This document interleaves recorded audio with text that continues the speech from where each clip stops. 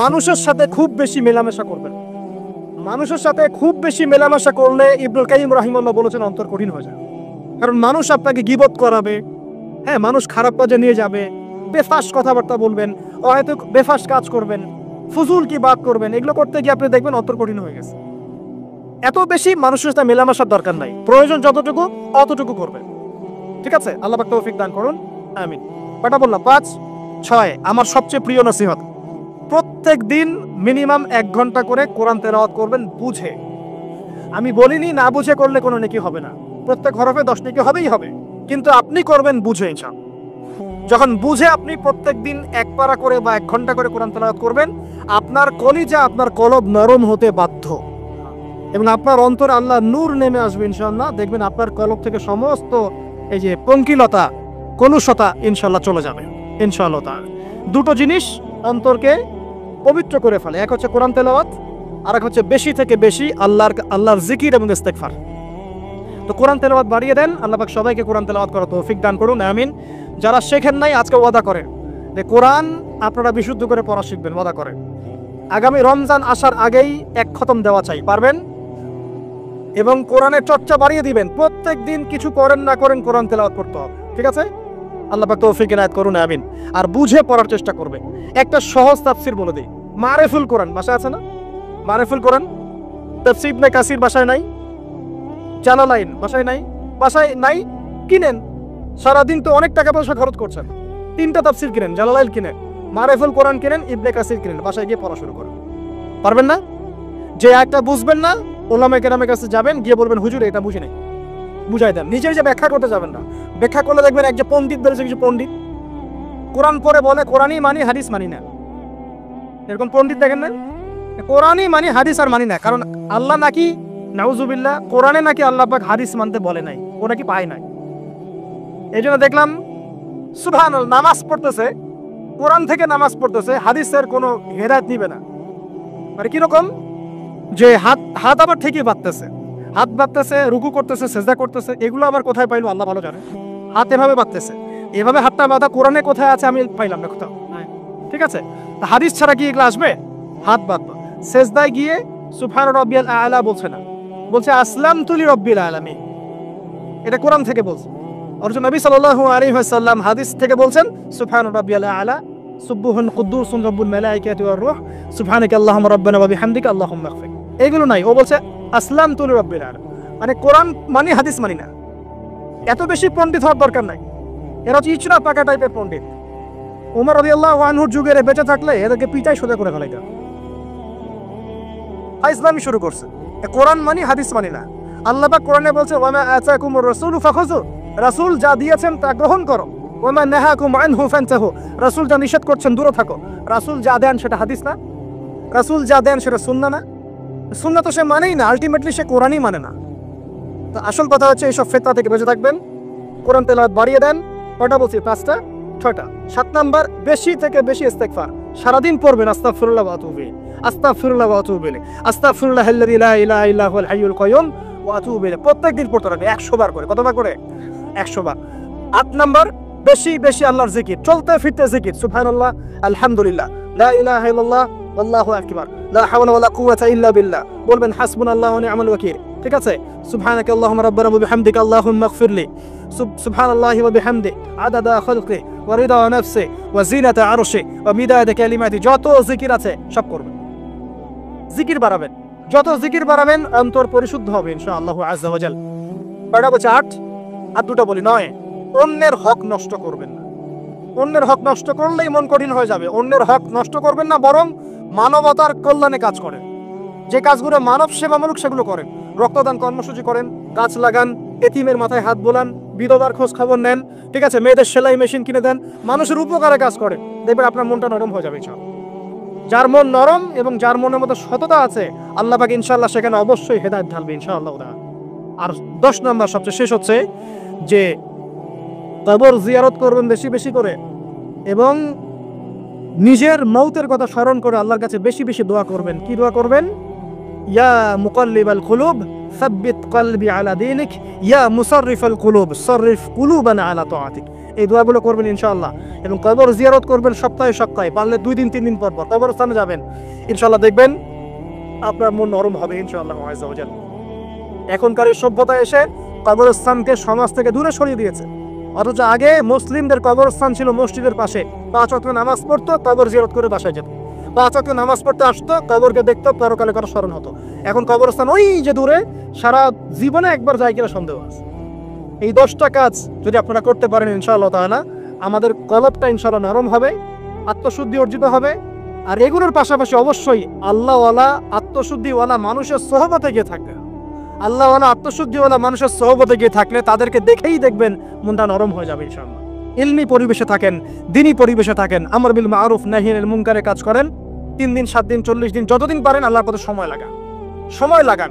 আমি এটাকে আপনার আত্মশুদ্ধির জন্য বলছি, এটা একমাত্র পথ পদ্ধতি আত্মশুদ্ধির এটা বলছি না। এখানে গেলে আপনি ইনশাআল্লাহ আপনার ইসলাহ এবং সংশোধনের জন্য কাজ করতে পারবেন। আল্লাহ রাব্বুল আলামিন বলেন কদ আফলাহা মান যাক্কাহা, সে ব্যক্তি সফল হয়ে গেছে যে ব্যক্তি তার আত্মাকে পরিশুদ্ধ করতে পেরেছে।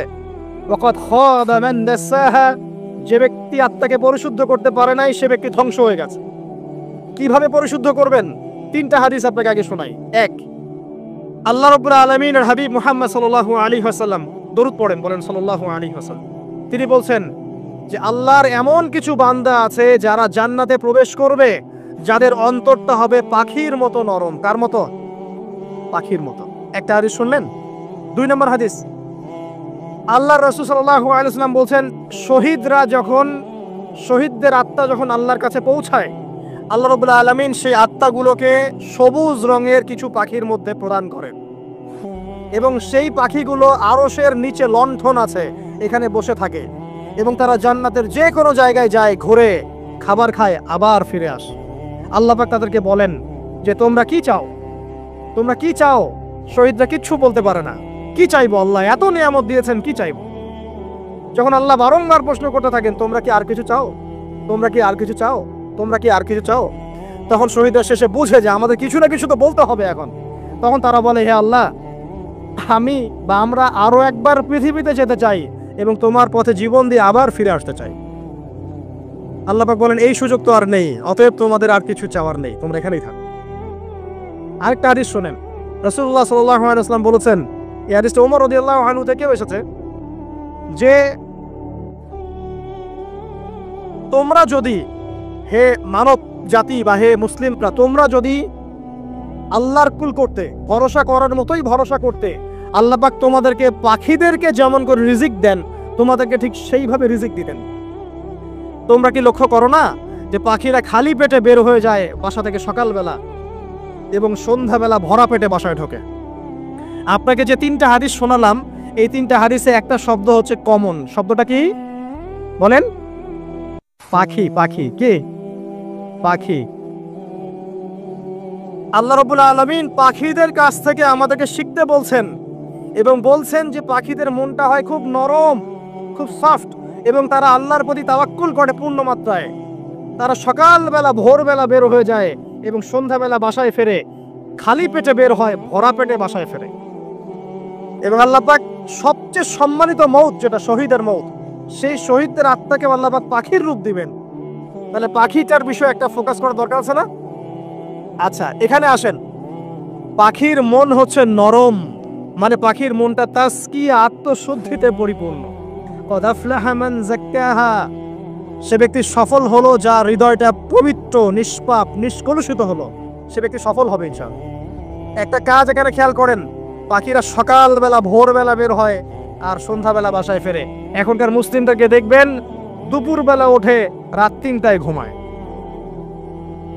কথা কি বুঝেন নাই? পাখির একদম ভোরবেলা উঠে যখন ফজরের আজান দিচ্ছে ঠিক তার আগ মুহূর্তে পাখির কিচিরমিচির শুনছেন, তার মানে নামাজের ওয়াক্ত প্রায় চলে যাচ্ছে, তার মানে তার আল্লাহ পাকের হুকুমের সাথেই জেগে ওঠে, সূর্য ডুবে তারা ডুবে যায়। ঠিক এরকম সুন্নত ছিল নবী সাল্লাল্লাহু আলাইহি ওয়াসাল্লামের এবং সাহাবায়ে কেরামের। আজকে 1400 বছর পর মুসলিম জাতি এই সুন্নাহ ভুলে গেছে। আর আমাদের সুন্নত দেখবেন, যদি কোনো রকম উঠেও ফেলি ফজরে, আবার 12টা বন্ধ ঘুম, আরো বেশি।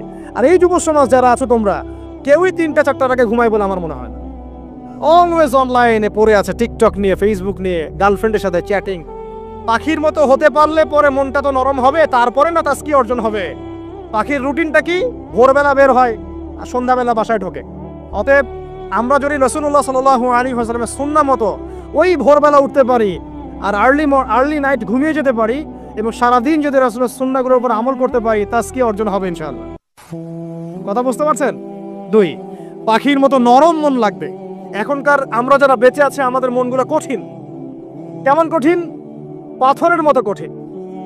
আমরা যখন দেখি একটা মাইয়াতকে নিয়ে যাওয়া হচ্ছে জানাজায়, আমাদের কোনো ফিলিংস কাজ করে না। জানাজা যাচ্ছে, জানাজায় দাঁড়িয়ে মোবাইলটা টিপাটিপি করছে। জানাজার সাথে চলছে, কোনো ফিকির নাই যে এই জানাজা আমার হবে কালকে, ওই মোবাইল টিপাটিপি করছে। আমি এমনও দেখেছি, দাফন করা হলো মাইয়াতকে, দাফন করার পরে চারপাশে মানুষজন জড়ো হয়ে গল্প করছে, ভাই আপনার ওই জমিটার কি খবর, আপনার ওইটার কি খবর, বিজনেস কেমন চলছে, চাকরির কি অবস্থা। এই যে মাইয়াতকে পাশে দাফন করলো, কোনো ফিলিংস নাই, কোনো ফিলিংস নাই। আমি আত্মশুদ্ধির কথা বলছি। আত্মশুদ্ধির জন্য আপনার মনটাকে পাখির মতো সফট নরম করতে হবে। যখন আপনি সফট নরম করবেন এবং আত্মশুদ্ধি অর্জন করবেন, তখন 2 ডানা মেলে আপনি আকাশে উঠতে পারবেন ইনশাআল্লাহ। আত্মশুদ্ধি অর্জন না করতে পারলে ডানা কেটে পড়ে যাবে, তখন আর আকাশে উঠতে পারবেন না। কোন আকাশে? ওই যে শহীদের রূহ যে আকাশে চলে গেছে, ওই আকাশ। অতএব মন কেন কঠিন হলো প্রিয় ভাই? 1 নাম্বার কারণ, আমরা শিরকের পাপে লিপ্ত আছি। 1 নাম্বার, শিরকের পাপে লিপ্ত থাকা অবস্থায় মুসলিমদের মনটা কঠিন হয়ে গেছে। আপনি কি মনে করছেন আমরা শিরক করি না? মুসলিমরাও কবর পূজা করে, দেখবেন মুসলিমরাও দেখবেন অনেক ক্ষেত্রে মাজার পূজা করছে। আমি বলিনি যে অলিয়া উলিয়ার মাজার জিয়ারত করা যাবে না, আমি কথা বলছি না, কিন্তু আপনি মৃত মানুষের কাছে আপনার ভালো মন্দ চাইতে পারেন না। কথা বুঝতে পারেন না? আমরা অবশ্যই অলিয়া উলিয়াদের কবর জিয়ারত করব। এটা আপনাকে মৃত্যুর কথা স্মরণ করাবে, তাদের একটা রব আছে যেটাকে আমরা প্রভাব বলি, এটা আপনার মধ্যে আসবে। আমরা অবশ্যই জিয়ারত করব। জিয়ারত করতে বলেছেন নবী সাল্লাল্লাহু আলাইহি ওয়াসাল্লাম, কারণ এটা আপনাকে পরকালের কথা কি করবে? স্মরণ করাবে। ওমরা করতে যান, আল্লাহ পাক সবাইকে তৌফিক দান করুন ওমরা হজ করার এবং বড় হজ করার, আমি দোয়া করি। ওখানে সবচেয়ে সেরা যে দৃশ্যগুলো দেখা যায় তার মধ্যে একটা রাসূলুল্লাহ সাল্লাল্লাহু আলাইহি ওয়াসাল্লামের রওজা। ওখানে গেলে চোখের পানি ঝরে না এমন কোনো মুসলিম নাই, আছে? নাই। আরেকটা সবচেয়ে মন নরম করা একটা দৃশ্য হচ্ছে জান্নাতুল বাকি, যেটা আমরা বাকিউল গারকাত বলি, যেখানে আপনি দেখবেন সাহাবায়ে কেরাম রাদিয়াল্লাহু আনহুমের কবর, যতদূর চোখ যায় তাদের কবর। কবরের কোনো মাজার নাই, সেখানে কোনো তাওয়াফ হচ্ছে না কবরকে কেন্দ্র করে, সেখানে কবরে কেউ ফুল চড়াচ্ছে না, একটা ছোট্ট পাথর দেখা যায়, আর কিছু না। পৃথিবীর সবচেয়ে শ্রেষ্ঠ মানুষগুলো সেখানে শুয়ে আছেন। ওখানে গিয়ে দাঁড়াবেন, দেখবেন নিজেকে তুচ্ছ বলে মনে হবে, আমি এই পৃথিবীতে আর কি করছি। সেরা মানুষগুলি মাটির নিচে, আমি এখানে কি করছি? তো দেখুন প্রিয় ভাইরা, অবশ্যই অলিয়া উলিয়াদের কবর জিয়ারত করবে, কিন্তু মৃত ব্যক্তি আপনার কল্যাণ করতে পারবে? অকল্যাণ করতে পারবে? হ্যাঁ, তারা আল্লাহর কাছে সুপারিশ করতে পারবে আল্লাহ পাক যখন তাদেরকে অনুমতি দিবেন। তারপরে আল্লাহ পাক যখন অনুমতি দিবেন, তখন নবী সাল্লাল্লাহু আলাইহি ওয়াসাল্লাম সুপারিশ করবেন, অলিয়া উলিয়াগণ করবেন, আলেম ওলামা করবেন, শহীদগণ করবেন, হাফেজে কোরআন করবে, অনেকেই করবেন ইনশাআল্লাহ। আল্লাহ পাক আমাদের তাকদীরে এইসব সুপারিশ নসিব করুন বলি না আমি। মুসলিমরা আজকে শিরিক করছে অনেক ক্ষেত্রেই। দেখবেন হাতে একটা এই যে বালা পরে আছে, খুলে না। কেন খোলেন না ভাই? বলে যে এটা খুললে যদি রোগ হয়। রোগ দেওয়ার মালিক কে? ওই বালা না আল্লাহ? এই যে আপনার বিশ্বাস জন্মে নিয়েছে, এই যে বিশ্বাসটা জন্মিয়েছে আপনার হাতের উপরে, এই বালার উপরে, এটাই শিরক, এটাই শিরক। যদি আপনি বিশ্বাস করেন যেটা হাতে থাকলে আপনি সুস্থ থাকবেন, হাত থেকে খুলে পড়ে গেলে আপনি আর বাঁচবেন না, এই যে কল্যাণ অকল্যাণের মালিক আপনি কাকে করলেন? ওই বালাকে করেছেন, আল্লাহকে করেন নাই। এখানে শিরক হয়ে গেছে, খুবই সূক্ষ্ম শিরক। আপনি নামাজ পড়ছেন মনে করেন, এখন কিছু মানুষ আসলো, এখন দেখছেন যে হুজুর তো আমার নামাজ দেখছে, নামাজটা খুব সুন্দর করে পড়ার চেষ্টা করলেন, লম্বা নামাজ, সেজদায় গিয়ে আর উঠছেন না, খুব সুন্দর নামাজ পড়ছেন। এই যে মানুষকে দেখানোর জন্য নামাজটা পড়ছেন, এটা শিরক। এটা কি? এটাও শিরক। এই যে গণক বসে আছে রাস্তার পাশে, দেখবেন টিয়া পাখি নিয়ে, তারপরে যে কাগজ নিয়ে, আসেন ভাই ভাগ্য পরীক্ষা করে দেই। আরে ভাই, তুমি যদি মানুষের ভাগ্যই পরীক্ষা করতে পারবা, তো তুমি রাস্তার পাশে কেন? তোমার ভাগ্য কেউ পরীক্ষা করেনি কখনো? এতটুকু কমন সেন্স আমাদের নাই? ও যদি আমার ভালো মন্দ করতে পারে বা ভবিষ্যৎ বলতে পারে, তাহলে ও রাস্তার পাশে বসে আছে কেন? ওর তো প্রাইম মিনিস্টার করার কথা, এখন ওর তো ইলেকশন করার কথা। তো দেখেন, এই যে ওখানে গিয়ে আমরা কি করি, ভাই আমার হাতটা দেখে দেন, ভাই আমার অতীত বলে দেন, ভবিষ্যৎ বলে দেন, এবং এগুলো দিন দিন বাড়ছে। কিন্তু এই রাশিফল, কবিরাজি, গণকি এগুলো দিন দিন বাড়ছে। এবং আমি লক্ষ্য করছি দিন দিন আরেকটা জিনিসও বাড়ছে, সেটা হলো জাদুবিদ্যার চর্চা করা। এবং গ্রামে গঞ্জে কুফুরি বাড়ছে না? কুফুরি করা, তাবিজ করা, বিচ্ছেদ করা, স্বামী স্ত্রীর বিচ্ছেদ করা, মেয়েকে বশ করা, সন্তানকে বশ করা বাড়ছে না? সবই শিরক, এগুলো সবই কুফুরি। এগুলো মুসলিমরা করছে না। মুসলিমরা এসব শিরকে লিপ্ত আছে বলেই তো অন্তর কঠিন হয়ে গেছে। ফাকাসাত কুলুবুহুম, তাদের অন্তর কঠিন হয়ে গেছে। তো একটা হাদিস বলে এখানে খালি, নবী সাল্লাল্লাহু আলাইহি ওয়াসাল্লাম বলছেন, যদি কেউ কোনো গণকের কাছে যায়, গিয়ে বলে দেখেন তো আমার হাতটা একটু, ও কিন্তু বিশ্বাস করে না যে এ ভবিষ্যৎ বলতে পারে, খালি এমনি বলেছে একটু দেখেন তো, বলার সাথে সাথেই 40 দিনের নামাজ কবুল হবে। আর যদি তার বলা কথায় বিশ্বাস করে যে হ্যাঁ তোমার ভবিষ্যৎ খুব ভালো, তুমি চাকরি পাবা, এটা করবা সেটা করবা, এবং সে বিশ্বাস করলো হ্যাঁ এটাই হবে, তখন নবী সাল্লাল্লাহু আলাইহি ওয়াসাল্লাম বলছেন সে যেন আল্লাহর পক্ষ থেকে যা নাজিল হয়েছে, মানে এই যে কোরআনুল কারীম, এই কোরআনকে যেন সে অস্বীকার করলো, মানে কুফরি করলো। এগুলো আমরা করছি না ভাই? অনেক কিছু করছি আমরা। স্তম্ভের পূজা করছি, অনেক মুসলিম আগুনের পূজা করছে। আগুন জ্বালিয়েছেন, মাথা নত করছেন কেন? আগুনের সামনে আপনি মাথা নত করবেন কেন? আপনি একটা স্তম্ভের সামনে, গাছের কাছে, গাছের সামনে দাঁড়িয়ে মাথা নত করে ধ্যান করবেন কেন? আপনি মেডিটেশন করছেন কি জন্য? আপনাকে নামাজ দেওয়া হয় নাই? 5 ওয়াক্ত নামাজ দেওয়া হয় নাই? নামাজের চেয়ে বড় মেডিটেশন কিছু আছে নাকি? আপনি ধ্যান করছেন কি জন্য? অনেক মুসলিম তো জিনের উপাসনা করছে, জানেন? অনেক মুসলিম জিনকে তাবে করার চেষ্টা করছে। আর জিন বলে একটা জাতি আছে, এটা সত্য। এরকম প্রতিটা ক্ষেত্রে শিরক আছে। শিরক কথায় আছে, কাজে আছে, বিশ্বাসে আছে। দেখবেন মুসলিমরাই আল্লাহ ছাড়া অন্য কারো কাছে দোয়া করছে, মুসলিমরা নজর মানত করছে অন্য জায়গায়, আল্লাহর জন্য নজর মানত করছে না, অন্য কাউকে সন্তুষ্ট করার জন্য করছে। সন্তান হয় না, সন্তান হয় না, এখন কি হবে? সন্তান হয় না তো অমুকের কাছে যাও, সেখানে গিয়ে বকরি জবাই দাও, সন্তান হবে। সুবহানাল্লাহ। তো এই পদ্ধতি ইব্রাহিম আলাইহিস সালামের জানা ছিল না যে শেষ বয়সে তিনি বলছেন রব্বি হাবলি মিনাস সালিহিন? আপনি দোয়া করতে পারেন না? সন্তান হবে না কেন? আল্লাহ পাক তাকদিরে লিখে রাখলেন, অবশ্যই হবে। আর আল্লাহ পাক তাকদিরে না লিখলে কিভাবে হবে? তাকদিরে যে ব্যক্তি বিশ্বাস করে না সে ব্যক্তি হতাশ হয়। যা কিছু হচ্ছে আমাদের জীবনে সবই তাকদির, এর বাইরে একটা মানুষও যেতে পারবে না। প্রিয় ভাইরা, কথায়, কাজে এবং চিন্তায় আমরা অনেক শিরিক করছি। শিরিকের কারণে আমাদের অন্তর কঠিন হয়ে গেছে। আরো কেন কঠিন হচ্ছে? বেদাত। আমল করছেন নবীর সুন্নত মানার জায়গায় অন্য কিছু আপনি করছেন। এমন এমন কিছু আমল করছেন যেগুলোর সাথে রাসূলের সুন্নতের কোনো সম্পর্ক নাই এবং সাহাবীদের সুন্নতেরও কোনো সম্পর্ক নেই। এই ক্ষেত্রে গিয়ে আপনি বেদাত করছেন, বেদাত করে অন্তর কঠিন হয়ে যাচ্ছে। অন্তর কঠিন হওয়ার একটা বড় কারণ হচ্ছে হারাম রিজিক। যখন আপনি হারাম রিজিকে যাচ্ছেন, সুদ, ঘুষ, আপনার দুর্নীতি, আপনার এই যে অন্যের সম্পদ আত্মসাৎ হয়ে যাচ্ছে। আমি কি বুঝাতে পারছি না? হারাম রিজিক যখন আপনার শরীরে ঢুকছে, অন্তরটা শক্ত হয়ে যাচ্ছে। একটা হাদিস যথেষ্ট। আল্লাহ রাসূল বলেছেন ইন্নাল্লাহা তাইয়্যিব লা ইকবালু ইল্লা তাইয়্যিব। আল্লাহ পাক পবিত্র সত্তা, তিনি পবিত্র ছাড়া কবুল করেন না। আপনি 10টা হজ করে আসেন, চুরির টাকা দিয়ে, ডাকাতির টাকা দিয়ে, আত্মসাতের টাকা দিয়ে, দুর্নীতির টাকা দিয়ে, যদি কবুল হয় তাহলে কোরআন সুন্নাহ মিথ্যা হয়ে যাবে। নাউযুবিল্লাহ। কথা কি বুঝতে পারছেন না? আল্লাহ রাব্বুল আলামিন বলছেন আল্লাহ পাক পবিত্র, পবিত্র ছাড়া কবুল করেন না। হারাম রিজিক দিয়ে ইবাদত কবুল হয় না।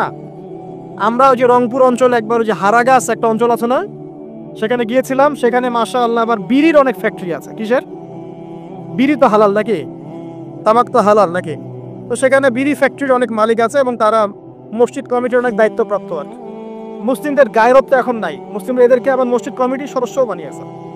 তো এখন মসজিদ কমিটিতে এসে তার প্রভাবে ইমাম সাহেব টিকতে পারে না।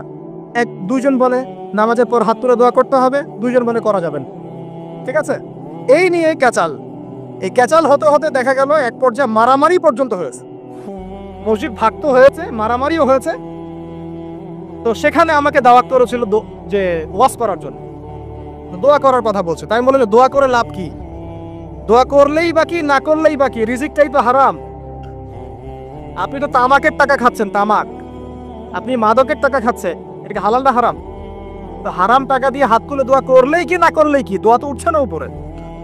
আগে হারাম রিজিক ছাড়েন, তারপর দোয়া করুন।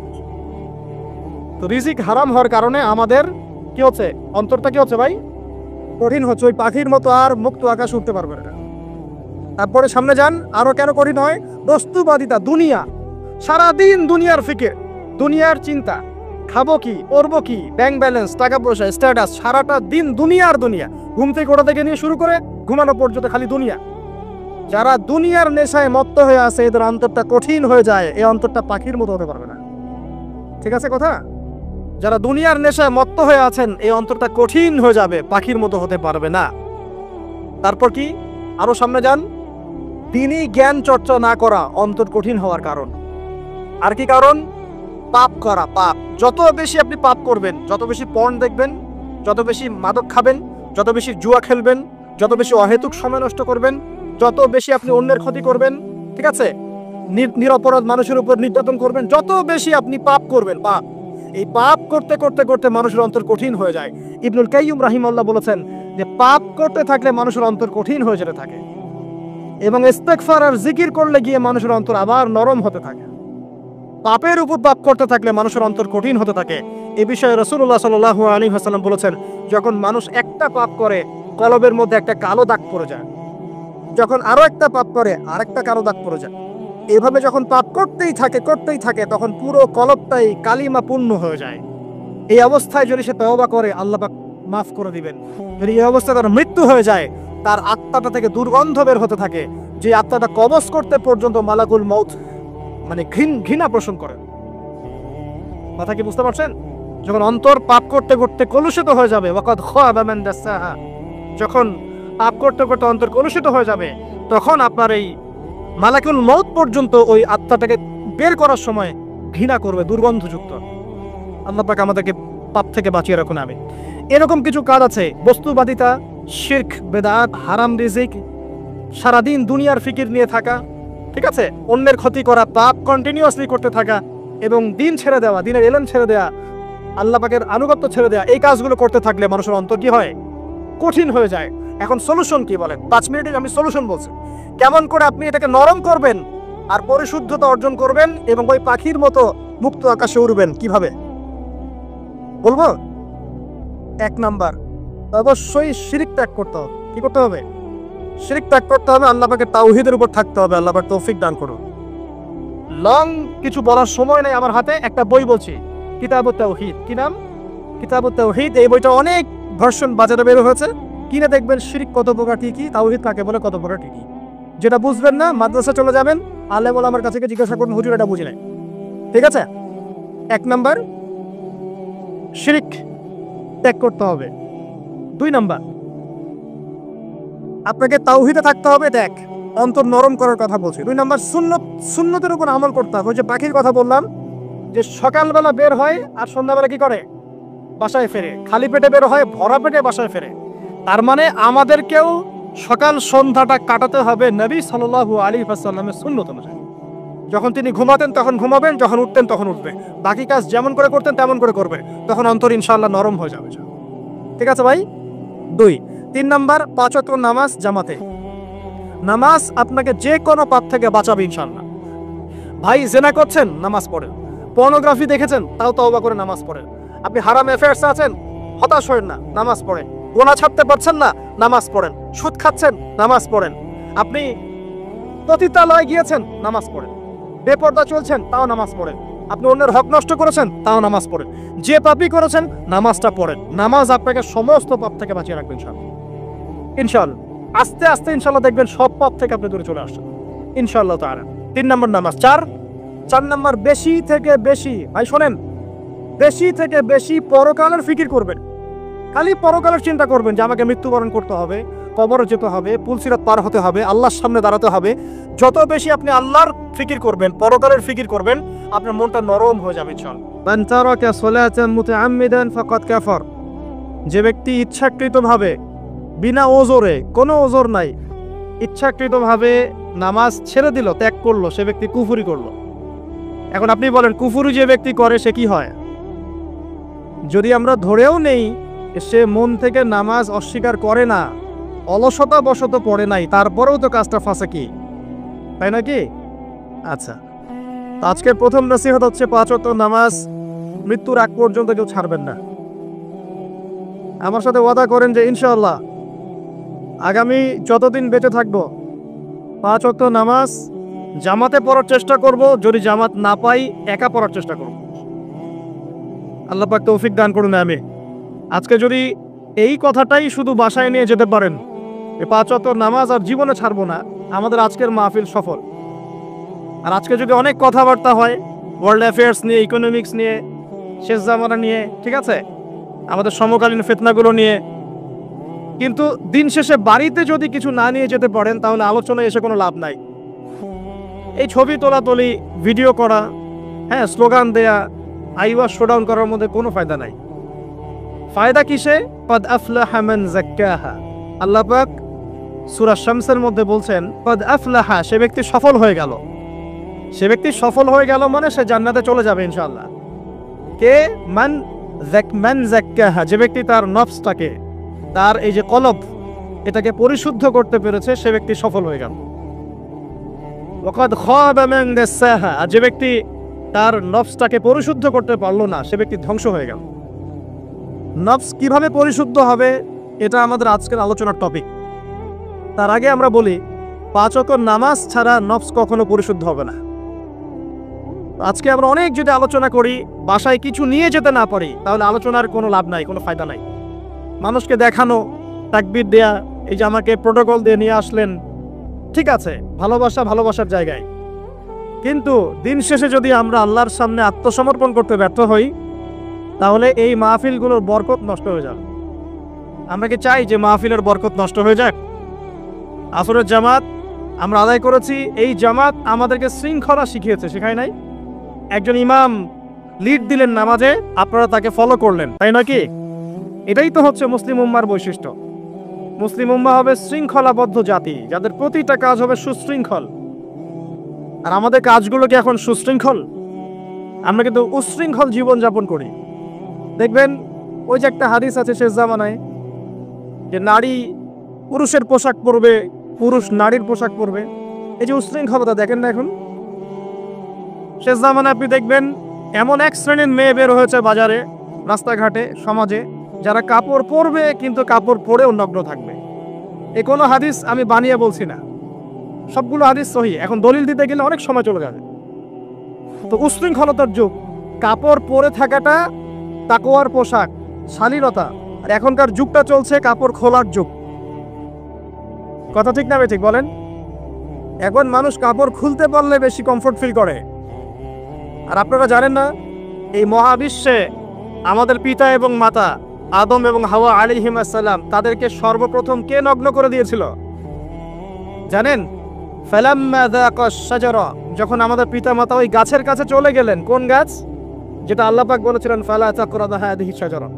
ওই গাছের কাছে যখন তারা চলে গেলেন, তার ফল খেয়ে ফেললেন। বাদাত লাহুমা সাওআতিহিমা, তাদের এই যে পোশাকটা, এই পোশাকটা খুলে পড়ে গিয়েছিল এবং লজ্জাস্থান উন্মুক্ত হয়ে গিয়েছে। তো সর্বপ্রথম আমাদের পিতা মাতাকে নগ্ন করে দিয়েছিল কে? ইবলিস। এখন যারা মুসলিমদের গা থেকে কাপড় খুলে ফেলতে চাচ্ছে, এরা তাহলে কার অনুসারী? দলিল কি পেয়েছেন? বানিয়ে বলি নাই, সূরা আরাফ পড়েন, পেয়ে যাবেন ইনশাআল্লাহ। কোন সূরা? সূরা আরাফ। প্রথম নসিহত প্রিয় ভাইরা, এই যুগটা হচ্ছে উশৃঙ্খলতার যুগ। এই যুগে মানুষ আল্লাহ পাকের হালালকে খুব কমই পরোয়া করে। আল্লাহর হালালকে মানুষ হারাম করে নিচ্ছে, আর আল্লাহর হারামকে মানুষ হালাল করে নিচ্ছে। আল্লাহ পাকের বিশাল একটা হারাম হচ্ছে সুদ বা রিবা, আর এখন আমাদের উপর রিবা হয়ে গেছে ওয়াজিব। নাউজুবিল্লাহ। একটা দেশ নাই যেটা সুদমুক্ত, একটা জেলা পাবেন না সুদমুক্ত, একটা গ্রাম, থানা, ইউনিয়ন পাবেন না সুদমুক্ত। নবীজি এই যুগের কথাই হয়তোবা বলেছেন, যে যুগে মানুষ সুদ থেকে বেঁচে থাকতে চাইলেও সুদের ছিটা ফোঁটা গিয়ে তার গায়ে লাগবে। মনে করেন আপনি একটা কনস্ট্রাকশন করেছেন, একটা সুদী প্রতিষ্ঠান থেকে লোন নিয়েছেন, এখন আপনি ওই কনস্ট্রাকশনটা ভাড়া দিয়েছেন। সেখানে মনে করেন আমি ভাড়া নিয়েছি, আমি আপনাকে মাসে মাসে ভাড়া প্রদান করছি, আপনি সেই ভাড়ার টাকাগুলো কালেক্ট করছেন, করে সেই প্রতিষ্ঠানের লোন শোধ করছেন। প্রত্যক্ষভাবে না হলেও আমি কিন্তু পরোক্ষভাবে সুদে হেল্প করছি। আমি বোঝাতে পারছি না মনে হয়। এর বাইরে 1% মানুষ এখন পৃথিবীতে নাই যে ব্যক্তি রিবা থেকে বাইরে, ইচ্ছাকৃত হোক অনিচ্ছাকৃত হোক। আর এই প্রসঙ্গ আসলে আমি 2-4টা কথা না বলে থাকতে পারি না। সেটা হলো নবী সাল্লাল্লাহু আলাইহি ওয়াসাল্লাম বলেছেন, রিবার 73টা শাখা আছে পাপের, তার মধ্যে সবচেয়ে নিচু শাখা হচ্ছে নিজের মাকে বিয়ে করা। সহিহ বুখারীর একটা বর্ণনা এসেছে, যে ব্যক্তি 1 দিরহাম সুদ খায়, দিরহাম কি? রৌপ্য মুদ্রা। কোথায় আছে? জাদুঘরে। কোথায় আছে? মার্কেটে আছে। রৌপ্য মুদ্রা দেখেছেন জীবনেও? স্বর্ণ মুদ্রা দেখেছেন? কোরআনে আছে, হাদিসে আছে, মার্কেটে নাই। কেন মার্কেটে নাই? কারণ পশ্চিমারা স্বর্ণ এবং রৌপ্য মুদ্রাকে হারাম করে দিয়েছে। পশ্চিমারা স্বর্ণ এবং রৌপ্য মুদ্রার ডিলিংসটাকে মার্কেট থেকে উঠিয়ে দিয়েছে। এই জন্য আপনি মার্কেটে গোল্ড কয়েন এবং সিলভার দিরহাম পাবেন না। কিন্তু আল্লাহর রাসূল সাল্লাল্লাহু আলাইহি ওয়াসাল্লামের যুগে এটা ছিল। এখন অনেক মানুষ দেখবেন বেদাত নিয়ে কথা বলে একদম ফেনা বের করে ফেলছে। অর্থনৈতিক সেকশনের বেদাত চোখে পড়ে নাই। এখন বলতে পারে এটা তো দুনিয়াবি বিষয়। বাস্তবিক অর্থে এটা দুনিয়াবি বিষয় নয়। কারণ এই পেপার মানির মধ্য দিয়ে, ইলেকট্রনিক মানির মধ্য দিয়ে আপনার সম্পদকে সিজ করে চুষে খাওয়া হচ্ছে, আপনি বুঝতে পারছেন না। এখন প্রতারণা করা কি জায়েজ না জায়েজ? শুআয়ব আলাইহিস সালামের নাম শুনেছে? এটা কম ছিল মাদিয়ানে, শুআয়ব আলাইহিস সালামের কম। এই কম সম্পর্কে আল্লাহ পাক যখনই কথা বলেছেন তখনই তাদের একটা দোষ উল্লেখ করেছেন। সেটা কি? সেটা হচ্ছে যে তোমরা অন্যায়ভাবে মানুষের সম্পদ আত্মসাৎ করো না। তোমরা অন্যায়ভাবে মানুষের সম্পদ আত্মসাৎ করো না। এই কাজটা করতো শুআয়ব আলাইহিস সালামের কওম, এবং তারা মাপে কম দিত, জনগণের অর্থ সম্পদ লুটে পুটে খেত। আল্লাহ রাব্বুল আলামিন তাদেরকে ভূমিকম্প দিয়ে ধ্বংস করে দিয়েছে।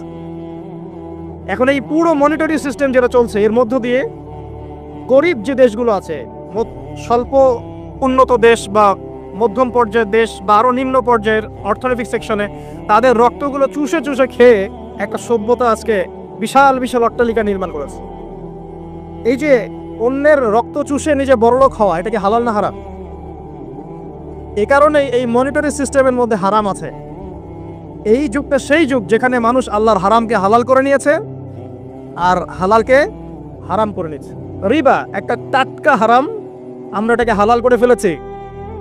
এখন এই হাদিসগুলো শুনলে আমাদের গায়ের মধ্যে দাগও কাটে না, অন্তরটা কেঁপে ওঠে না, আমাদের কলবে কোনো নড়া দেয় না। নবী সাল্লাল্লাহু আলাইহি ওয়াসাল্লাম বলছেন, 1 দিরহাম যে ব্যক্তি সুদ খেয়েছে সে যেন 36 বার জিনা করেছে। কতবার? আমি হাদিসটা বানিয়ে বললাম কি বললাম না, আপনারা আলেমদেরকে জিজ্ঞাসা করবেন, বাসায় গিয়ে অবশ্যই জিজ্ঞাসা করবেন। যদি দেখেন হাদিস ঠিক আছে, সহি, তাহলে আল্লাহর ওয়াস্তে এখন যেমন তওবা করলেন আমি 5 ওয়াক্ত নামাজ ছাড়বো না, ঠিক আমার সাথে আবার তওবা করেন যে সারা জীবন সুদ খাবো না ইনশাআল্লাহ। নবী সাল্লাল্লাহু আলাইহি ওয়াসাল্লাম 4 শ্রেণীর মানুষকে অভিশাপ করেছেন। 1 শ্রেণী যে সুদ খায়, 2 নাম্বার যে দেয়, 3 নাম্বার যে সাক্ষী থাকে, 4 নাম্বার যে লিখে রাখে। এখন আপনি বলেন এই পুরো মনিটরি সিস্টেমের মধ্যে এই 4 শ্রেণীর মানুষ আছে না? কোনো না কোনোভাবে আমরা এর সাথে সম্পৃক্ত নই কি? সম্পৃক্ত। অতএব আল্লাহর এই বাণীকে যদি ভয় করেন, কোন বাণী? আল্লাহ পাক বলছেন, ইয়া আইয়ুহাল্লাযীনা আমানু হে মুমিনগণ ইত্তাকুল্লাহ, তোমরা আল্লাহকে ভয় করো। ওয়াযারু মা বাকিয়া মিনার রিবা ইন কুনতুম মুমিনিন, তোমরা সুদের অবশিষ্ট অংশগুলো ছেড়ে দাও যদি প্রকৃতপক্ষে তোমরা মুমিন হয়ে থাকো। ওয়া ইল্লাম তাফআলু, তোমরা যদি সুদ না ছাড়ো, আল্লাহর হুঁশিয়ারি শোনেন, যদি তোমরা সুদ না ছাড়ো, ফাযানু বিহারবিন মিনাল্লাহি ওয়া রাসূলিহি, আর আল্লাহ এবং তার রাসূলের সাথে যুদ্ধের ঘোষণা শুনে রাখ। আল্লাহ এবং তার রাসূলের বিপক্ষে যুদ্ধ করে কেউ জান্নাতে যাবে? কেউ কবরের আযাব থেকে বাঁচতে পারবে? কেউ হাউজে কাউসারের পানি পাবে? আল্লাহ এবং তার রাসূলের সাথে যুদ্ধ করে কেউ টিকতে পারবে? আপনার কি তাই মনে হয়? যদি মনে হয় তাহলে দিব্যি সুদ খান, কোনো সমস্যা নেই। আর যদি মনে হয় যে আল্লাহ এবং তার রাসূলের সাথে যুদ্ধ করে আমি পার পাবো না, আল্লাহ এবং তার রাসূলের বিরুদ্ধাচরণ করে আমার কবর টিকবে না, কারণ আমি একটা কথা বারবার বলি আপনাদেরকে যে আল্লাহ ছাড়া আমাদের আপন বলতে কেউ আছে? একাই এসেছেন পৃথিবীতে, একাই যেতে হবে। আপনার খ্যাতি, আপনার অর্থনৈতিক খ্যাতি, অর্থের প্রতিপত্তি, আপনার ক্ষমতার দাপট, আপনার ধর্মীয় দাপট, কোনো কিছুই, ফ্যান ফলোয়ার্স, কেউ আপনার সাথে কবরে যাবে না। মনে করেন আমি আসছি, আপনারা সবাই স্লোগান দিচ্ছেন, কথার কথা, আপনারা আমাকে ভালোবাসেন, বা একজন পলিটিশিয়ান আসছে, আপনারা সবাই স্লোগান দিচ্ছেন, ভালোবাসেন তাকে। দিন শেষে ওই পলিটিশিয়ান একাই কবরে যাবে, দিন শেষে আপনিও একাই কবরে যাবেন, আমিও একাই কবরে যাব। আলটিমেটলি কি হলো? দুনিয়া এবং আখেরাতে আল্লাহ ছাড়া প্রকৃত বন্ধু আমাদের কেউ নাই, প্রকৃত মওলা কেউ নাই। সেই আল্লাহ এবং তার রাসূলের বিরুদ্ধাচরণ করে কেউ তার সাথে যুদ্ধ করে কবরে পার পাবে, এমনটা ভাবা বোকামি নয় কি? আল্লাহ পাক আমাদেরকে বোঝার তৌফিক দান করুন। এটা সেই যুগ যে যুগে মানুষ আল্লাহর হারামগুলোকে হালাল করে নিচ্ছে। মাদকদ্রব্য হালাল না হারাম?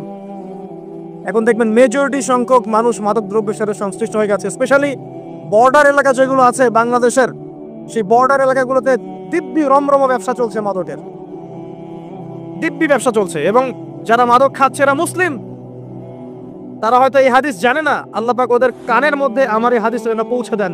আমির নবী সাল্লাল্লাহু আলাইহি ওয়াসাল্লাম বলেছেন, আমি মেরাজের রাতে যখন গিয়েছি তখন এক শ্রেণীর মানুষকে দেখেছি, ওদেরকে শাস্তি দেওয়া হচ্ছে।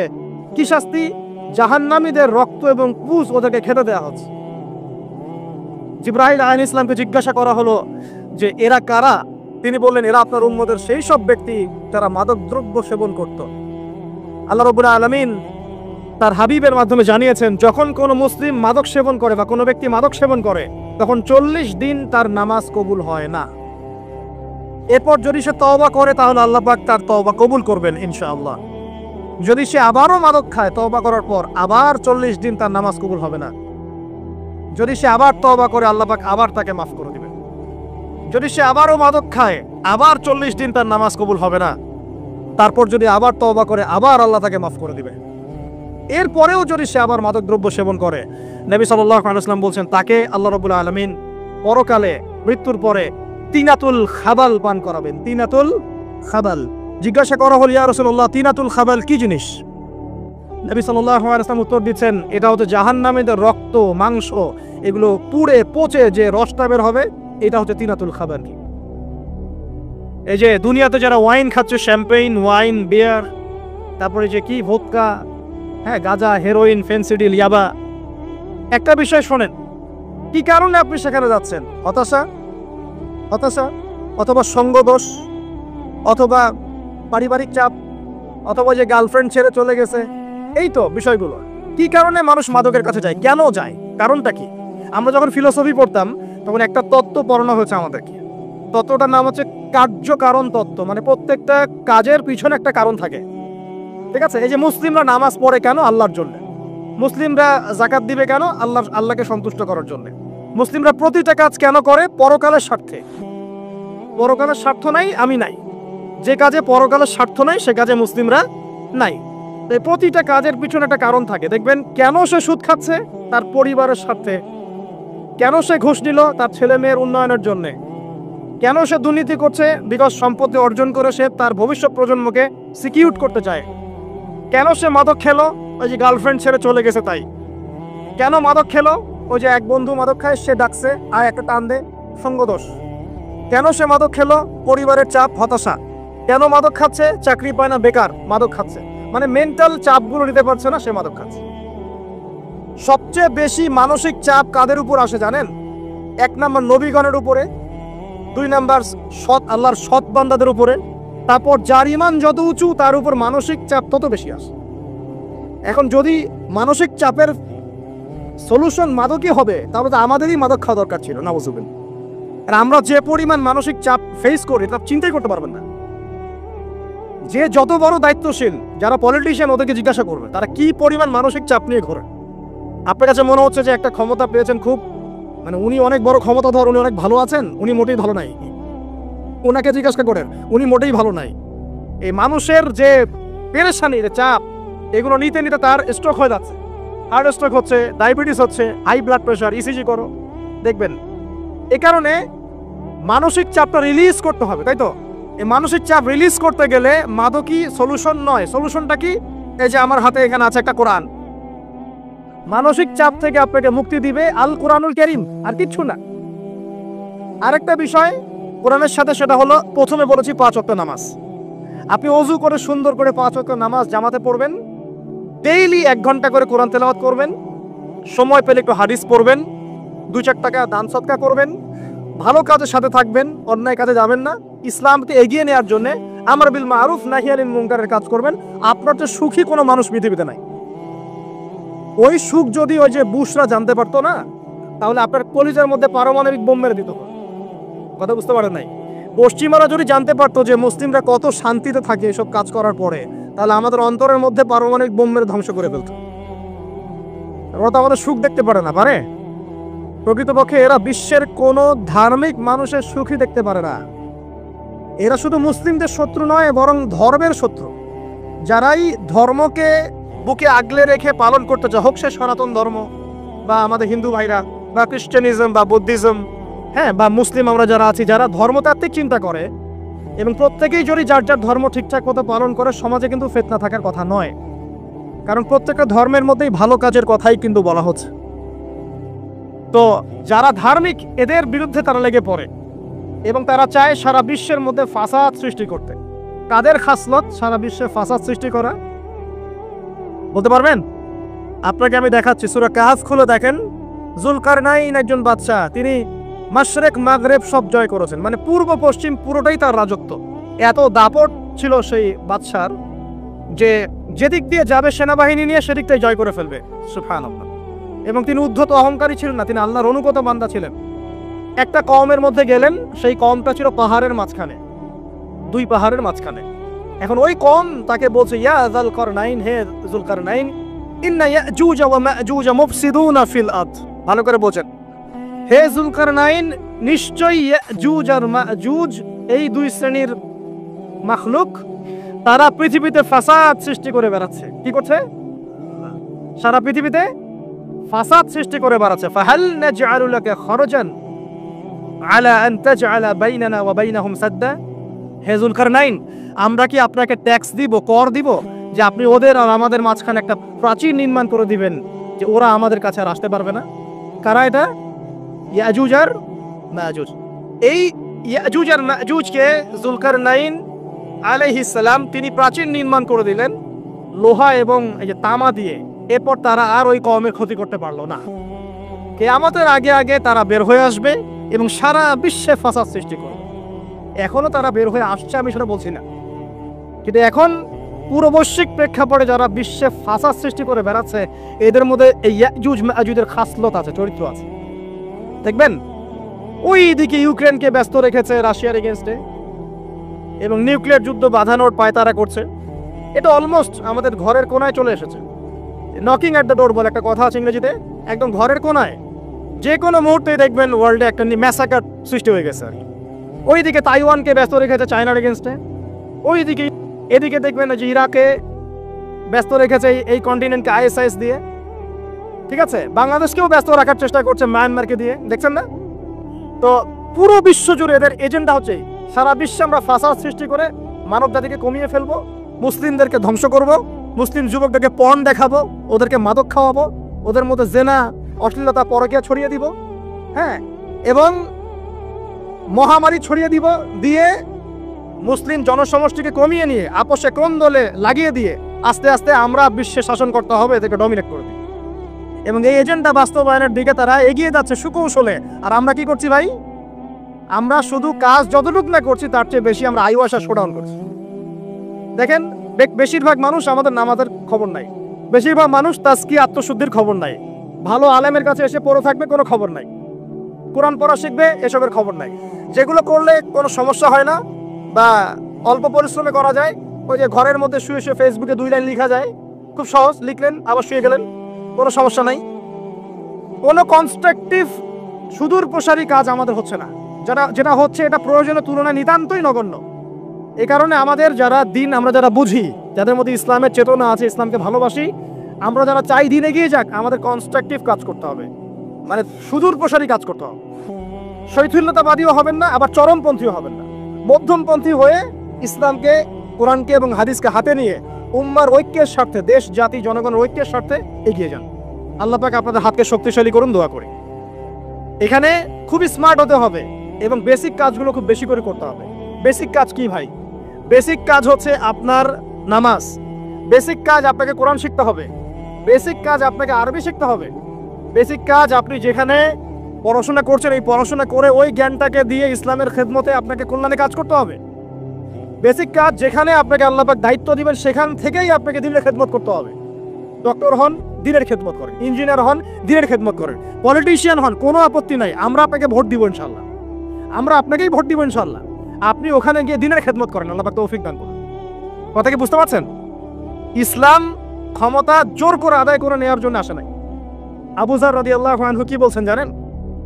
আবু যার রাদিয়াল্লাহু আনহুকে নবী সাল্লাল্লাহু আলাইহি ওয়াসাল্লাম বলছেন, আবু যার, তুমি দায়িত্ব চেয়ে নিও না, কারণ যদি তুমি দায়িত্ব চেয়ে নাও তখন আল্লাহর পক্ষ থেকে তোমাকে সাহায্য করা হবে না, আর যদি মানুষ তোমাকে দায়িত্ব দেয় আল্লাহ তোমাকে সাহায্য করবে ইনশাআল্লাহ।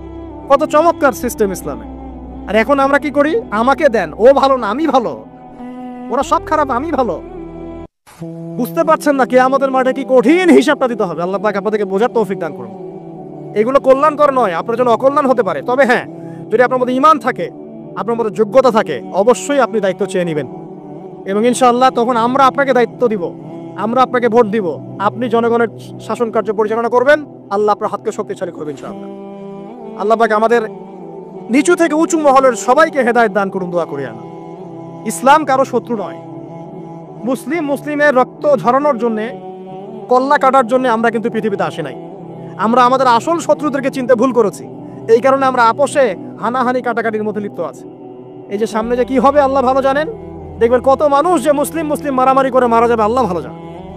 এগুলো কাম্য নয়। আল্লাহ পাক আমাদেরকে বোঝার তৌফিক দান করুন। দেখুন ভাই, এই যুগের কথা বলতে গিয়ে এখানে আসলাম। ওই যে জুলকারনাইন যে ইয়াজুজ মাজুজের কথা বললো, এখনকার বিশ্ব যারা পরিচালনা করে দেখবেন তাদের মধ্যে ফাসাদ সৃষ্টি করার এই খাসলতটা থেকেই গেছে। সারা বিশ্বেরা ফাসাদ সৃষ্টি করছে। আমি কিন্তু বলিনি এরাই ইয়াজুজ মাজুজ, কথাকে আবার অন্যদিকে নিয়ে যায় না, আমি কিন্তু এই কথা বলি নাই। আমি বলছি তাদের মধ্যে এই চরিত্র দেখা যায়। এই যুগ সেই যুগ যখন আপনি মাদককে হালাল করে নিচ্ছেন, রিবাকে হালাল করে নিচ্ছেন, বেহায়াপনাকে হালাল করে নিচ্ছেন, কাপড় খোলাকে হালাল করে নিচ্ছেন। আপনি মুসলিম হয়েও দেখবেন শিরকে লিপ্ত আছেন, সুন্নতের লেবাস আছে কিন্তু আকীদার মধ্যে বেদাত থেকে গেছে। আপনি মুসলিম হয়ে হালাল হারাম রিজিকের পরোয়া করছেন না, দিনের বেসিক জিনিসগুলো শিখছেন না। আল্লাহ পাক এই যুগের ফিতনাগুলো থেকে আমাদের মুসলিমদেরকে হেফাজত করুন, আমিন। কিভাবে সাফল্য অর্জন করবেন আমি একটা পয়েন্ট আজকে উল্লেখ করে এই পয়েন্ট থেকে আলোচনার গুটিয়ে নিব ইনশাআল্লাহ। আমি জাস্ট একটা পয়েন্ট বলছি আপনাকে, সব কথা একদিনে বলা সম্ভব না। বিপদ দিয়ে আপনাকে অ্যালার্ম করা হয় আল্লাহর পক্ষ থেকে। আপনি চলতে পথে হোঁচট খান, আল্লাহ আপনাকে অ্যালার্ম দেন, ফিরে আসো। চলছেন বিপথে, আল্লাহ পাক অ্যালার্ম দেন, ফিরে আসো। আল্লাহ পাকের পক্ষ থেকে কিন্তু এগুলো আসে। আল্লাহ পাক আদম এবং হাওয়া আলাইহিস সালাম এবং আদম সন্তান সবাইকেই সৃষ্টি করেছেন। উদ্দেশ্য হচ্ছে আল্লাহ পাক আমাদেরকে জান্নাত দিতে চান। আল্লাহ পাক চান যে আমরা যেন জান্নাতে যাই। যদি আমরা জান্নাতে যেতে না পারি পরকালে, একটা কারণে যেতে পারবো না, অনলি একটা কারণ, সেটা হলো আমাদের নিজের দোষে। একটা কারণ, যারা জাহান্নামে যাবে মানুষ এবং জিনদের মধ্যে, নিঃসন্দেহে মহাবিশ্বে তারা ছাড়া জাহান্নামে যাওয়ার উপযুক্ত কেউ ছিল না। ও জাহান্নামে যাওয়ার উপযুক্ত ছিল বলেই আল্লাহ পাক তাকে জাহান্নামে পাঠাবেন। আর যারাই জান্নাতে যাবে প্রত্যেকেই শুধু আমলের বদৌলতে যাবে না, বরং আল্লাহ পাকের রহমতেই যাবে। কেউই তার আমল দিয়ে জান্নাতে যেতে পারবে না। নবী সাল্লাল্লাহু আলাইহি ওয়াসাল্লাম এমন ভাষ্য বলছেন, ইল্লা আনা, আমিও না, ইল্লা বিরহমাতিল্লাহ, আমিও নয়, তবে আল্লাহ পাকের দয়া আমাকে ঘিরে ধরবে। আল্লাহ পাকের রহমত যাদের উপরে বর্ষিত হবে তারাই জান্নাতে যাবে ইনশাআল্লাহ। কে আমল দিয়ে যেতে পারবে না। যত আমলই করি বলা যাবে না এই আমলের বদৌলতে জান্নাতে যেতে পারবো। আল্লাহ পাক দয়া না করলে হবে না। আল্লাহ পাক চান যে আদম সন্তান যেন জান্নাতেই যায়। এই কারণেই সৃষ্টি করা, এই কারণেই আপনার ওহীভিত্তিক গ্রন্থগুলো পাঠানো, এই কারণে নবী রাসূল পাঠানো, আলেম ওলামা সৃষ্টি করা, মানুষকে সতর্ক করা, হায়াত দেয়া, বারংবার জীবনে চলতে ফিরতে আপনাকে অ্যালার্ম করা হয়, আল্লাহর পথে ফিরে আসেন, আল্লাহর পথে ফিরে আসেন। অ্যালার্ম করা হয় না? বিপদ দিয়ে আপনাকে অ্যালার্ম করা হয় আল্লাহর পক্ষ থেকে। আপনি চলতে পথে হোঁচট খান, আল্লাহ আপনাকে অ্যালার্ম দেন, ফিরে আসো। চলছেন বিপথে, আল্লাহ পাক অ্যালার্ম দেন, ফিরে আসো। আল্লাহ পাকের পক্ষ থেকে কিন্তু এগুলো আসে। অদ্ভুত একটা হাদিস বললাম, অদ্ভুত বলতে বুঝি অ্যামেজিং হাদিস। যে একজন সাহাবী বলছেন, সালমান রাদিয়াল্লাহু আনহু, তিনি বলছেন যে যখন মুমিনের উপর বিপদ আপদ বালা মুসিবত আসে, তখন মুমিনের এই বিপদ আপদ বালা মুসিবত রোগ শোকের বদৌলতে আল্লাহ পাক তার গুনাহগুলোকে মাফ করবেন এবং তার মর্যাদাকে বাড়িয়ে দেন এবং সে আল্লাহর দিকে ফিরে আসার অনুশোচনা করার সুযোগ পায়। আর যখন কাফের মুশরিক বা ফাসেক মানুষকে এইসব রোগ ব্যাধি বিপদ আপদ বালা মুসিবত ঘিরে ধরে, তার দৃষ্টান্ত সেই উটের ন্যায় যে উটটাকে তার মালিক বেঁধে রেখেছে, এরপর ছেড়ে দিয়েছে। সে উটটা বুঝতেও পারলো না কেন তার মালিক তাকে বেঁধে রাখলো আর কেনই বা তাকে ছেড়ে দিল। কথাটা কি বুঝতে পারছেন? যারা আল্লাহ দ্রোহী তাদের উপর যখন বিপদ আপদ বালা মুসিবত আসতে থাকে, তারা বুঝে না যে কি জন্য আসলো আর কেন চলে গেল। কিন্তু মুমিন ব্যক্তি যারা মুসলিম, আল্লাহর অনুগত, তাদের বিষয়টা হচ্ছে এমন বিপদ আপদ বালা মুসিবত রোগ ব্যাধি তাদেরকে আল্লাহর দিকে ফিরিয়ে নিয়ে আসবেন। দেখুন এই যে পৃথিবীতে নামিয়ে দেয়া, এরপর আল্লাহর পক্ষ থেকে ঐশী গ্রন্থগুলো পাঠানো, নবী রসুল পাঠানো, আলেম ওলামা পাঠানো, আপনাকে হায়াত দেয়া, আপনাকে রিজিক দেয়া, এই শ্বাস নেওয়ার ক্ষমতা দেয়া, আপনাকে জ্ঞান বুদ্ধি দেয়া, বিবেক দেয়া, 3 বেলার খাবার, পোশাক, স্ত্রী সন্তান, কি দেয়নি আল্লাহ রাব্বুল আলামিন। এই যে সমস্ত নিয়ামতগুলো দেয়া, এগুলোর একটা উদ্দেশ্য, আপনি আমি যেন এটাকে উপলব্ধি করি যেগুলো আল্লাহর পক্ষ থেকে আসছে এবং আল্লাহর দিকে আমরা অভিমুখী হই, এছাড়া কোনো উদ্দেশ্য নেই। সামনে যান, নূহ আলাইহিস সালাম, একদিন 2 দিনেই কি আল্লাহ পাক তার কওমকে ধ্বংস করে দিয়েছেন? 950টা বছর আল্লাহ রাব্বুল আলামিন সময় দিয়েছেন কওমকে, আল্লাহর দিকে ফিরে আসো, আল্লাহর দিকে ফিরে আসো। নবী দাওয়াত দিয়েছেন প্রায় 950 বছর, যখন তারা ফিরে আসে নাই, তারপরে আল্লাহ রাব্বুল আলামিন গজব দিয়ে ধ্বংস করেছে। কারণ আমি বলেছি একটা কথা, আল্লাহ পাক শুধু রহমানুর রহিমই নন, বরং তিনি কিন্তু কঠোর শাস্তিদাতা, শদীদুল ইকাব বটে। সামনে আরো যান, ইব্রাহিম আলাইহিস সালাম, একা একটা মানুষ নমরুদের সাথে ফাইট করছেন, আগুনে ফেলেই দিল, সে আগুনকে আল্লাহ পাক ঠান্ডা করে ফেললেন। এটা কি আল্লাহ পাকের দয়া নয়? তার সন্তান ইসমাইলের কুরবানিটা দেখেন, আল্লাহ পাক বলেছেন কুরবানি করো, তিনি ডানে বামে প্রশ্ন করেন নাই। আমরা হলে প্রশ্ন করতাম, কেন করব? শিশু সন্তান, নিষ্পাপ, এটার কোনো যুক্তি আছে কিনা, লজিক আছে কিনা? তিনি কোনো লজিক দেখতে যাননি, আল্লাহ পাক বলেছেন করেছেন। আল্লাহ রাব্বুল আলামিন তার এই ঘটনাটাকে তো সম্মানিত করলেনই, কিয়ামত পর্যন্ত কিন্তু এই ঘটনা মানুষ স্মরণ করবে। দয়া দেখেন, তার সন্তানের খাবার নাই, পানিও নাই, অলৌকিকভাবে আল্লাহ রাব্বুল আলামিন জামজাম কূপ সৃষ্টি করলেন, কিয়ামত পর্যন্ত থাকবে ইনশাআল্লাহ। দয়া নাই? এই কূপটা দেখলেই তো মুসলিম হওয়া যায়, এই জামজাম কূপটা দেখলেই তো মুসলিম হয়ে যাওয়া উচিত মানুষের। কোত্থেকে আসলো এই কূপ? এই পানির এত বৈশিষ্ট্য কেন? কখনো শেষ হচ্ছে না কেন? এটা নিয়ে ভাবলেই তো মুসলিম হওয়া যায়। হবে না, কারণ কি? আবা ওয়াস্তাকবার, উদ্ধত হয়েছে, অহংকার প্রদর্শন করছে। অহংকার মানে এই নয় যে আপনি সুন্দর জামা পরছেন, আপনি সুন্দর কাপড় পরছেন, আপনি ভালো একটা বাড়ি করেছেন, এটা অহংকারের পরিচয় নয়। বরং অহংকারের পরিচয় হচ্ছে মাতারুল হাক্কি ওয়া গামতুন নাস, সত্য জিনিস যেটা স্পষ্ট এটাকে অস্বীকার করা, আর অন্য মানুষকে ছোট করা, তুচ্ছ তাচ্ছিল্য করা, এই হলো অহংকারের পরিচয়। ইউনুস নবীর কথা মনে আছে আপনাদের? ওই যে মাছের পেটের মধ্যে 3 দিন 3 রাত ঘুরছে আর ঘুরছে, একজন নবী হয়ে তাকে এই অবস্থা ফেস করতে হচ্ছে। এক পর্যায়ে তিনি বুঝতে পারছেন যে আমার কিছু একটা তো ভুল হয়েছে। আল্লাহর কাছে হাত তুলে দোয়া করলেন, লা ইলাহা ইল্লা আনতা সুবহানাকা ইন্নী কুনতু মিনাজ জালিমিন। দোয়ার পড়ার সাথে সাথে আল্লাহ পাক বললেন, যাও, মাছ তুমি রেখে চলে আসো। এটা কি দয়ার নিদর্শন নয়? শুধু তাই নয়, তাকে যখন দ্বীপে নামিয়ে দেওয়া হয়, তিনি অসুস্থ ছিলেন। আল্লাহ পাক সূরা সফফাতের মধ্যে বলেছেন যে আমি তার পাশে লাউ গাছ উৎপন্ন করলাম। কোন গাছ? খেতে পারেন, এর শাক এবং এই যে ফল, এটার মধ্যে নিঃসন্দেহে এমন কিছু উপাদান আছে যেটা হয়তো আমরা জানিও না, আবিষ্কার করা হয়নি। তিনি সুস্থ হয়ে গেলেন, আলহামদুলিল্লাহ। কোথায় যাবেন?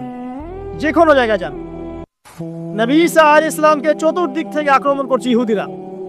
আল্লাহ রাব্বুল আলামিন তাকে এমন হেফাজত করলেন, তার কাছে তাকে উঠিয়ে নিলেন। এটা কি দয়ার পরিচয় নয়? এই যে একটু আগে তেলাওয়াত করলো শুরুর আগে, নবী মুসা আলাইহিস সালামের ঘটনা। বনু ইসরাইল একটার পর একটা অবাধ্যতা করেই গেছে, আল্লাহ পাক তারপরেও তাদের কাছে নবী পাঠিয়েছেন, নবী মুসাকে পাঠিয়েছেন। ফেরাউনের মতো জালেম শাসকের হাত থেকে বনু ইসরাইলকে আল্লাহ পাক উদ্ধার করেছেন। এটা কি দয়ার পরিচয় নয়? নবী মুসা আলাইহিস সালাম গাছের নিচে বসে আছেন, খাবার নাই, বাসস্থান নাই, কিছু নাই, বরং তার গায়ে একটা অপবাদ দেওয়া হয়েছে যে তিনি নাকি একজন মানুষকে খুন করেছেন, অথচ তার ইন্টেনশন সেটা ছিল না। তিনি একটা ঘুষি দিয়েছেন লড়াই থামানোর জন্য, ওই এক ঘুষিতেই সেই ব্যক্তি ডেড। এবার তিনি গাছের নিচে বসে দোয়া করছেন, রব্বি ইন্নী লিমা আনজালতা ইলাইয়া মিন খায়রিন ফাকির। আল্লাহ, আমি নিঃস্ব অসহায় হয়ে এখানে বসে আছি, তুমি আমার উপর তোমার যে রহমত পাঠাবে আমি তার ভিখারি হয়ে বসে আছি। দোয়া করার সাথে সাথেই শুআয়ব আলাইহিস সালামের মেয়ে হেঁটে হেঁটে চলে আসলেন। তিনি স্ত্রী পেলেন, তিনি শ্বশুর পেলেন, একজন নবী পরিবার পেলেন, বাসস্থান পেলেন, চাকরি পর্যন্ত পেলেন। 8 বছর তিনি রাখালি করেছেন শুআয়ব আলাইহিস সালামের ফার্মের মধ্যে। দয়া মুহূর্তেই চলে আসবে, শুধু আল্লাহর দিকে অভিমুখী হলেই হয়, এগুলো দয়া। ইলমের উপরে কিচ্ছু নাই। এই ইলমটা আল্লাহ পাক কাকে শিক্ষা দিয়েছেন? আদম আলাইহিস সালামকে। আমরা তো শিখেছি সমাজ বিজ্ঞান বইগুলোতে যে আমাদের পূর্বপুরুষরা নাকি গুহায় থাকতো আর গাছের ছাল পাতা খেয়ে থাকতো, তাই না? লতা পাতা খেয়ে থাকতো, গাছের ছাল পাতা খেয়ে থাকতো, পোশাক পরতো আর কি। বোগাস, ডাহা, মিথ্যা কথা। আল্লাহ রাব্বুল আলামিন সূরা বাকারা এবং সূরা আরাফ পড়ে দেখেন, আল্লাহ পাক বলছেন যে আদম আলাইহিস সালামকে আল্লাহ পাক সমস্ত নাম জ্ঞান শিক্ষা দিয়েছেন। মহাবিশ্বের যে প্রয়োজনীয় জ্ঞানগুলো আছে সেগুলো আল্লাহ পাক আদমকে শিখিয়েছেন আলাইহিস সালাম। ওয়াল্লামা আদামাল আসমাআ কুল্লাহা, আল্লাহ পাক আদমকে সমস্ত নাম শিক্ষা দিয়েছেন। আমাদের পিতা মাতারা মূর্খ ছিলেন না, তারা সৃষ্টি থেকেই জ্ঞানী ছিলেন। আদম আলাইহিস সালামের পারমাণবিক বোম বানানোর কোনো প্রয়োজন ছিল না, ছিল? বানান নাই। আপনার মধ্যে এই জ্ঞানটা আসছে কিভাবে? বাই ডিএনএ আপনি জ্ঞান পাচ্ছেন, কারণ আমরা আদম সন্তান। অনেক জ্ঞান আমাদের ভিতরেই আছে, এগুলো চর্চার মধ্য দিয়ে, গবেষণার মধ্য দিয়ে প্রস্ফুটিত হয় মাত্র। জ্ঞান ভিতরে আছে আমাদের, আমাদের পিতাকে জ্ঞানী করে পাঠানো হয়েছে। এই জ্ঞান শিক্ষা দেওয়াটা হচ্ছে আল্লাহ পাকের সবচেয়ে বড় দয়াগুলোর মধ্যে একটা, রহম করেছেন। শুধু তাই নয়, আদম আলাইহিস সালামকে এমন জ্ঞান শিক্ষা দিয়েছেন যে জ্ঞান ফেরেশতারা পর্যন্ত জানতো না। এটা কি দয়া নয়? এটা কি আদম সন্তানের প্রতি ভালোবাসা নয়? তারপরে সেজদা করিয়েছেন। মহাবিশ্বে অন্য কাউকে কি সেজদা করানো হয়েছে? কোরআনে কি এমন কোনো দলিল আছে যে আদম আলাইহিস সালাম ছাড়া অন্য কাউকে সব ফেরেশতারা সেজদা করেছেন? আছে? তাহলে এই যে সম্মান দেয় আল্লাহর পক্ষ থেকে, সম্মান কিসের ভিত্তিতে সম্মান? শারীরিক ক্ষমতার ভিত্তিতে? সম্মানটা কি কারণে? জ্ঞানের কারণে, ইলমের কারণে, জ্ঞানের কারণে সম্মান। এই সম্মান দেওয়াটা কি আল্লাহ পাকের রহমত এবং দয়া নিদর্শন নয়? অতএব সম্মান পেতে হলে, আল্লাহর রহমত পেতে হলে সেই জ্ঞানের চর্চায় আবার ফিরে আসতে হবে।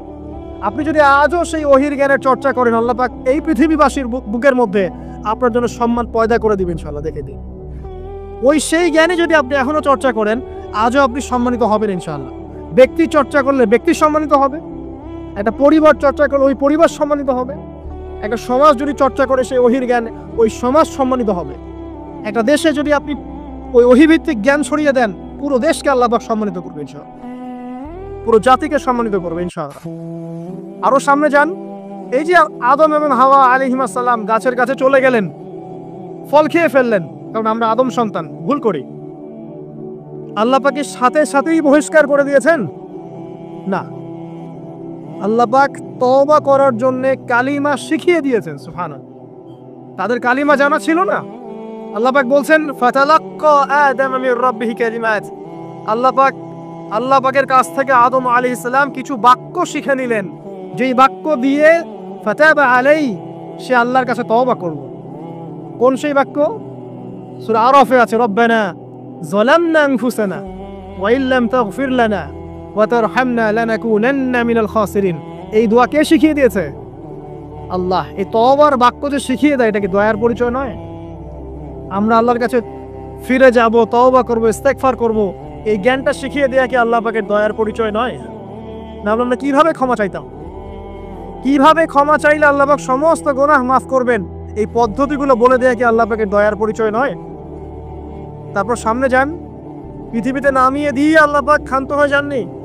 আল্লাহ রাব্বুল আলামিন আসমান থেকে হেদায়েতের গ্রন্থ পাঠিয়েছেন, বলেছেন এই গ্রন্থের মধ্যে যা আছে মেনে চললে তোমরা আবার জান্নাতে ফিরে আসবে ইনশাআল্লাহ। আল্লাহ রাব্বুল আলামিন আমাদের সবার কলবগুলোকে পরিচ্ছন্ন করুন। আল্লাহ পাক আমাদের সবাইকে শিরকের পথ থেকে বাঁচিয়ে রাখুন, হৃদয় কঠিন হওয়া থেকে বাঁচিয়ে রাখুন। আল্লাহ পাক আমাদেরকে বেশি থেকে বেশি কোরআন তেলাওয়াত করার তৌফিক দান করুন, দ্বীনি জ্ঞান চর্চা করার তৌফিক দান করুন। আল্লাহ পাক আমাদের সবাইকে হারাম রিজিক, জেনা, সুদ, ঘুষ থেকে বাঁচিয়ে রাখুন। আল্লাহ পাক আমাদেরকে পরকালীন চেতনায় এই দুনিয়ার জীবন কাটানোর তৌফিক ইনায়াত করুন, আমিন। আমরা আজকে এই যে পাখিদের মতো অন্তর নিয়ে কথা বললাম, আমরা যদি এই আমলগুলোর মধ্য দিয়ে অন্তরটাকে পবিত্র করতে পারি, ইনশাআল্লাহ ওই শহীদদের যে নরম পাখির অন্তর, সেটা আমরা লাভ করতে পারবো ইনশাআল্লাহ। এবং আরশের নিচে আল্লাহ রাব্বুল আলামিন আমাদেরকে ছায়া দিবেন ইনশাআল্লাহ তাআলা। আল্লাহ পাক আমাদের সবাইকে পাখি থেকে শিক্ষা নেওয়ার তৌফিক দান করুন।